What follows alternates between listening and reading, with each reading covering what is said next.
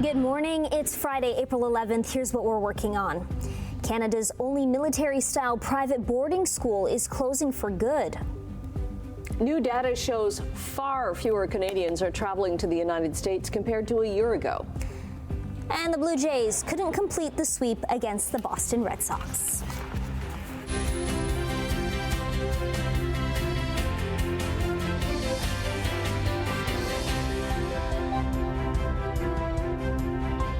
Good morning. Happy Friday, TGIF, everyone. And I guess depending on where you were this morning, when I drove in to work in Hamilton, there was like a light dusting of snow on everyone's lawns and that sort of thing. And the roads were pretty slick, Brian. They are. They really are. And you know, we've had that. It's been light. Yes, you're right. But it's been wet and fairly consistent. I mean, it really hasn't tapered off and gone away for a while and then come back. It's been going since about 10 o'clock yesterday morning and continues to go this morning. So, and we only got to 1.8 yesterday. Oh, what an embarrassment. You know, I went out yesterday and I think one of the comments I got was, "Aren't you embarrassed to be out today?" You know, what can you say? Well, yeah, at least my forecast was right. That's what exactly I forecast. Yesterday was snow and light snow throughout the day and a cool day and a windy day, and well, that's what we had. Now, enough about yesterday. How about today? We're starting off at +1. So we're above seasonal to start a day today. But we're only going to climb to 3 degrees today, and that's going to be about it. So another chilly day. The snow flurry activity is going to cycle into some showers as the day progresses. But good news, I do have some sun in the forecast for tomorrow, and we're going to climb to double digits. So it will get better for the weekend, which is what we want. Talk about that coming up. Looking at the 403 Waterdown Road, nothing there. Yeah, the roads are wet. Some areas could be very slippery because of that snow flurry activity that we've been having. I won't say enjoying, that we've been having. Let's go to our MTO traffic cameras and we'll see what's going on at Centennial Parkway, and there's nothing there. Toronto bound away from us. Toronto bound now towards us, going across the Skyway Bridge at the top, as you can see there. And flipping ahead to east of 4th, you can see the roads are wet. They could be slippery, so be really careful this morning. We'll give you all the details on weather and traffic in a few minutes. Right now, the news. Thank you, Brian. A military-style private boarding school in Niagara is permanently shutting down.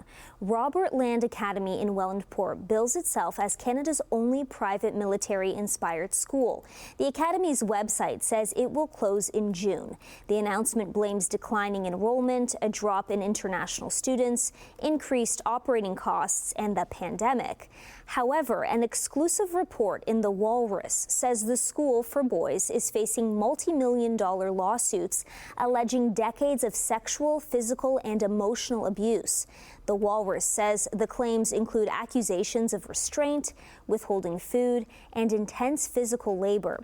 One former student has filed a statement of claim at Ontario Superior Court, saying the school's founder and former headmaster covered up reports of sexual abuse by another student. Earlier this month, a man who worked as a gym teacher at Robert Land was charged with child luring. The trade war between the world's 2 largest economies, China and the United States, is fueling more global market uncertainty this morning. China says it's going to raise tariffs on U.S. goods from 84% to 125%. It starts tomorrow. That's in response to Donald Trump's recently imposed universal tariffs on China, which now total 145%. Now, before, Trump had said that China was facing 125% tariffs, which did not include a 20% tariff that's tied to China's so-called role in fentanyl production. Canada and China, by the way, are the only 2 nations still enforcing retaliatory tariffs against the states. Premier Doug Ford met yesterday in his office with the Republican governor of Utah, Spencer Cox, who promised to tell all of his fellow governors to visit Canada for trade missions. My hope is that we can get to a place where those tariffs are removed. Ultimately, that's the goal of Utahns. That's the goal of most Americans. What I'm hoping for is that this episode will help remove trade barriers all over the world. Cox says he believes in free trade and wants to see the tariffs against Canadian goods removed since economic ties between the two nations run deep. Meantime, Ford was on CNN yesterday. Between the United States and Canada. The reality is a tariff on Canada is a tax on Americans, and that's the last thing we want to see to the American people. Ford said he was shocked when Trump's tariffs on Canada were not included in his recent 90-day pause on reciprocal tariffs. Prime Minister Mark Carney has paused his election campaign again today. He will meet with his cabinet committee on Canada-U.S. relations. This all comes as new data from StatsCan shows Canadians are taking far fewer trips across the border. Simone Gavros joins us in Grimsby this morning at Gateway Niagara, where a lot of people would stop on their way over the border. Well, Annette, we are seeing that Canadians are taking a stand when it comes to travel. This latest data is showing that Canadians are taking fewer trips when it comes to both car and plane over the border. Now, when it comes to crossing the border via car, that number dropped by 32% compared to this time last year. Now, this data is showing the third straight month of these numbers continuing to drop, and the steepest drop since March 2021 during the pandemic. A lot of this is due to anger over tariffs and annexation threats from U.S. President Donald Trump. U.S. resident trips to Canada also dropped over 10% as well for the second month in a row. Duty-free shops are taking a hit in sales now as Canadians steer clear of the border. The executive director of the Frontier Duty-Free Association says that sales are down about 40 to 50% across Canada, just when many stores were starting to recover from the pandemic. Meantime, return trips by air from the U.S. fell 13.5% compared to this time last year. Canada has recently updated their travel advisory, warning residents that they may face scrutiny at the border when traveling to the U.S. A spokesperson for the U.S. Customs and Border Protection says that there's no cause for alarm. Also starting today, Canadians who plan to stay in the U.S. for more than 30 days will need to register with the government, where they can face a number of fines. Kelly, back over to you. Thank you, Simone. Federal leaders were on the campaign trail yesterday talking crime, housing, and healthcare funding. My government refuses to allow Canadians to feel threatened when visiting their place of worship, when sending their kids to school, when going to a community center. And that's why we will make it a criminal offense to intentionally and willfully obstruct access to any place of worship. We will restore the promise of home ownership. We will remove the bureaucracy to make it happen. Cut the taxes by $100,000 a home. Incentivize the municipalities to speed up their permits. Sell off 6,000 federal buildings and thousands of acres of federal land to build, build, build. Train up 350,000 brilliant young tradespeople with powerful apprenticeship programs. We'll cut, when they graduate, we'll cut their income tax by 15%, so they bring home more of their paycheck. That's the cost that Mark Carney is proposing. His plan is to cut. And I think it's a wrong thing to do right now. You just said to take Mr. Carney at his own words, and his own words are he's not going to touch healthcare transfers. So is it misleading to say he is going to cut healthcare transfers? Well, he's one of the things that we know that he said he's talked about maintaining. Well, what does bankers speak for maintaining spending? Bankers speak for maintaining spending is freezing. Freezing is a cut if you talk about healthcare. If you freeze investments in healthcare with an aging population, with a growing population, with increased needs, and with inflation, if you freeze, that is a cut. Today, as we mentioned, Liberal leader Mark Carney is suspending his election campaign once again to attend a meeting in Ottawa this morning on Canada-U.S. relations and national security. Conservative leader Pierre Poilievre has a news conference in St. Catharines this morning and a rally tonight in Windsor. NDP leader Jagmeet Singh is campaigning in Ottawa.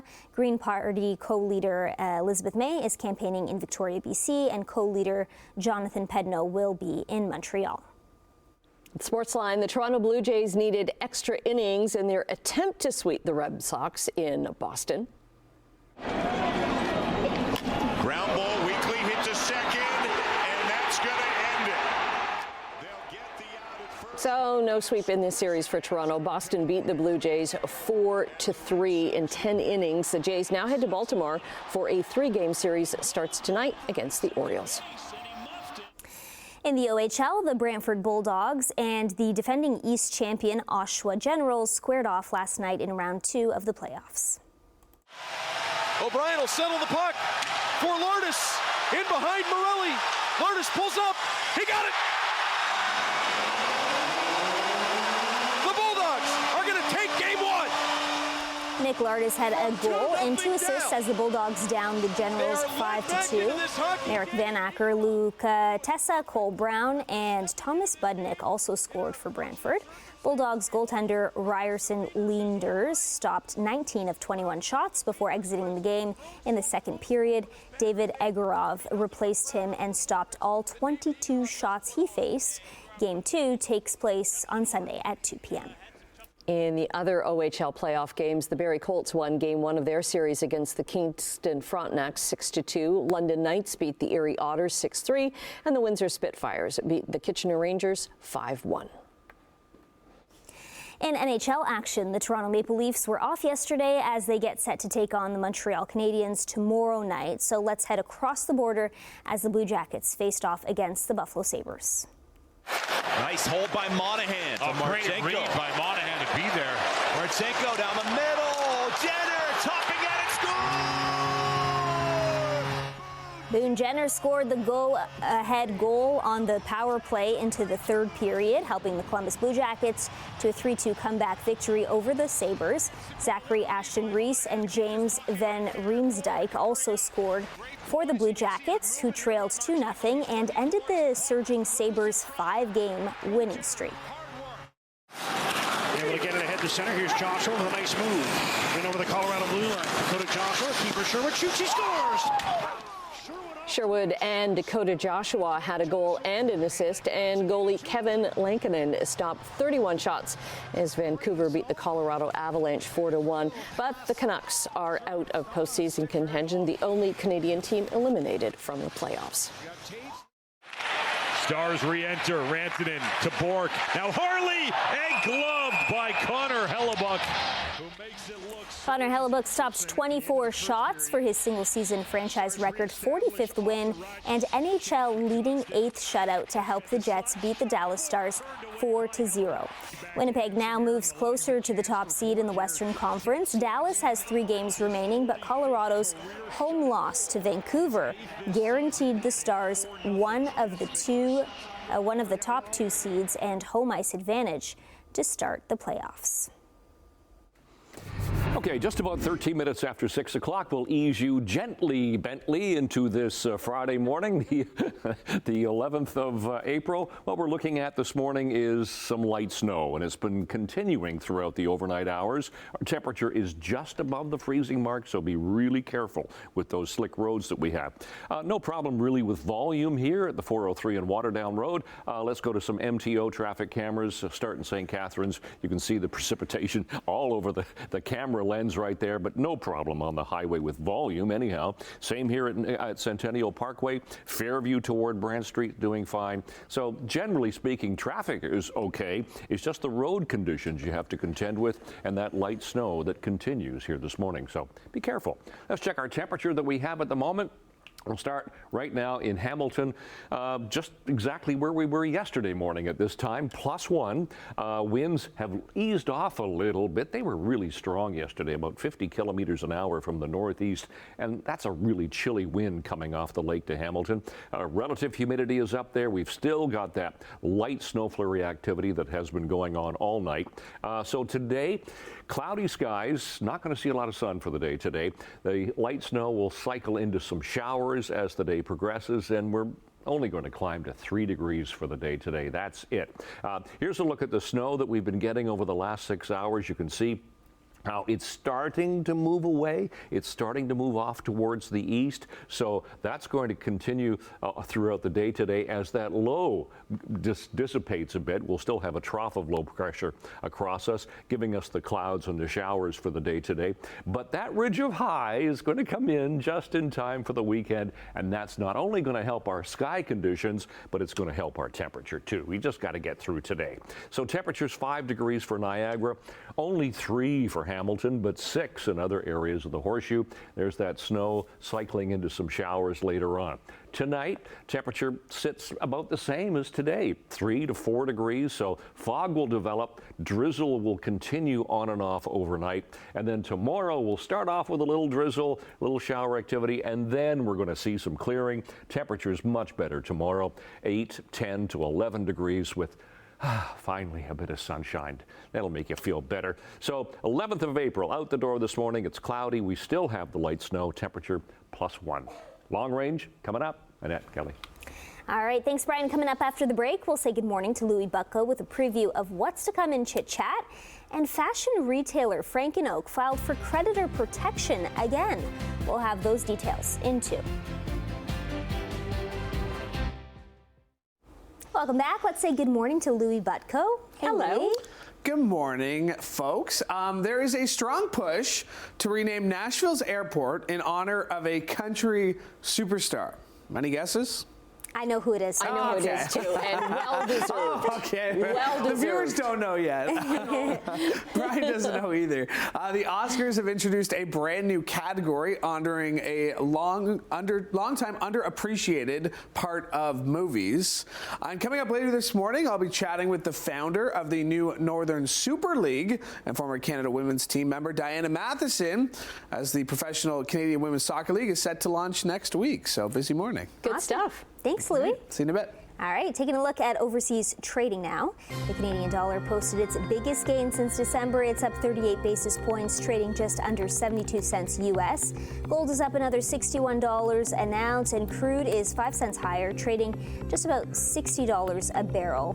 In midday European trading, markets were higher earlier but have turned volatile and are now down across the board in London, Frankfurt, and Paris. In Asia, markets were down today in Tokyo more than 1,000 points, but some modest gains in Hong Kong and Shanghai. North American markets continue their roller coaster ride, this time going down on the latest word from the Trump administration, that China is going to be facing stiffer penalties. They're fighting back as well.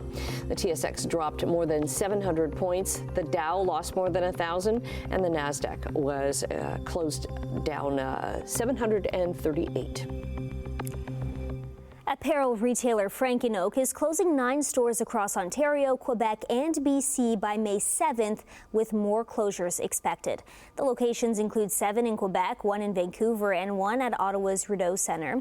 The Burlington location at Mapleview Mall is not affected, and Frank & Oak's online store will continue to operate. Frank & Oak's parent company filed for creditor protection last December, citing COVID-19 challenges. Court documents show the retailer owes $71 million to creditors. A spokesperson couldn't confirm if any of the 150 employees will be laid off, but confirmed all liquidation sales will be final. Could a Hudson's Bay insider be trying to pick up some of its assets? An insider protocol document that was sent to lawyers describes how processes meant to help HBC find investors or buyers is now going to include new provisions to ensure, quote, integrity and fairness. The protocol is being enacted in view of a potential insider bid that may involve certain members of management. No names have been mentioned. The 355-year-old company put its assets and leases on the market after filing for creditor protection last month. We've got an interesting story coming up on Hudson's Bay memorabilia. All right, taking a break right now. Brian will be back with traffic and your 7-day forecast. All right. right, coming up on 624, it's Friday. It's the 11th of April, and we do have a problem here, although it's really difficult to pick it out. It's way up in the top right-hand corner. You can just see some flashing lights, and that's a collision on the westbound express lanes coming off of the 401 as you come down toward the camera here at Eglinton. As you can see, there are some flashing lights up there, but it's very difficult to see. They haven't focused in on that particular problem. Otherwise, there's no problems at Ontario Street, St. Catharines. Top of the Skyway still looks good, so everything's moving nicely. You just got to be really careful because of that light snow that we continue to get and we have received throughout the overnight hours. So let's go to the temperatures that we have at the moment. For some reason this morning, Toronto's sleeping in, so they're not reporting right now, but 1 for Hamilton and Mississauga, 2 into Grimsby, approximately where we were yesterday morning. So seasonal temperatures for this time of year are now 11 for the daytime high. Keep in mind we got to, well, almost 2 yesterday. 1 for the overnight low, so we're seasonal now. Sun times records for the day today, and yes, we will see some showers. Some light flurry activity or snow flurry activity will continue for the morning. Temperature should be 2 by the first bell, and then we're only climbing to 3 with some showers for after school. So today 3 degrees, there's that shower activity. Tonight the temperature stays at 3, so it doesn't really drop. We'll get some drizzle and some fog overnight, and then tomorrow the showers will be in the morning, and then the skies will start to clear, and when we get that sunshine, that'll help our temperature. 10 for tomorrow, 13 and sunny on Sunday. That's better. We get milder, yes, but we do get back into showers for Monday and Tuesday as temperatures sink on Tuesday, 5, 7, and 9 as we head through the week. That's your forecast. Annette, Kelly.